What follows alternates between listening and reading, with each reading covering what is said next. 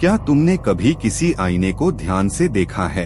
क्या कभी ऐसा लगा कि तुम्हारा रिफ्लेक्शन तुमसे ज्यादा जिंदा है? आज की कहानी उसी आईने की है, जो याद रखता है हर वो चेहरा जो उसके सामने मरा है। रिया की वापसी। रात के 12:30 बजे रिया अपने पुराने घर लौटी थी। 10 साल बाद ये वही घर था जहां उसकी मां ने आत्महत्या की थी।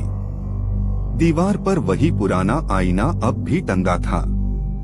रिया ने धूल साफ की और अचानक देखा, उसका रिफ्लेक्शन मुस्कुरा रहा था, जबकि उसके होंठ हिले भी नहीं थे। उसने कांपते हुए कहा, मां। आवाज आईने से। तभी कमरे में हल्की हवा चली और किसी की आवाज आई, कहाँ जा रही है रिया? वो रुक गई। आवाज आईने के अंदर से आ रही थी। आईने में उसकी मां खड़ी थी, लेकिन कमरे में कोई नहीं। रिया ने चीखने की कोशिश की, मगर आवाज नहीं निकली।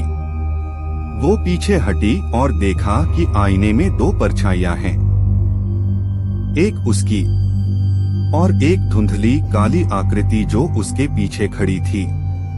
आईना कांपने लगा, जैसे अंदर कोई जिंदा चीज फंसी हो। तू वापस क्यों आई? वो फुसफुसाहट आईने के भीतर गूंजी। रिया ने कांपते हुए आईने को छुआ और सब कुछ बदल गया। उसे दिखा, उसकी मां उसी आईने से बात करती थी, हंसती थी, रोती थी और फिर एक रात उसी आईने के सामने मर गई। मां की परछाई बोली, अब मेरी बारी खत्म हुई, अब तेरी है। आईने से एक सड़ा हुआ हाथ निकला और रिया को पकड़ लिया। वो चीखी, मगर आवाज उसी आईने में कैद हो गई। अब आईने में एक नई औरत थी, रिया, और वो मुस्कुरा रही थी। अगली सुबह एक आदमी घर देखने आया। आईने में उसने खुद को देखा और रिया का रिफ्लेक्शन पीछे मुस्कुराया। Welcome home. कुछ आईने सिर्फ चेहरा नहीं दिखाते, वो यादें भी रखते हैं।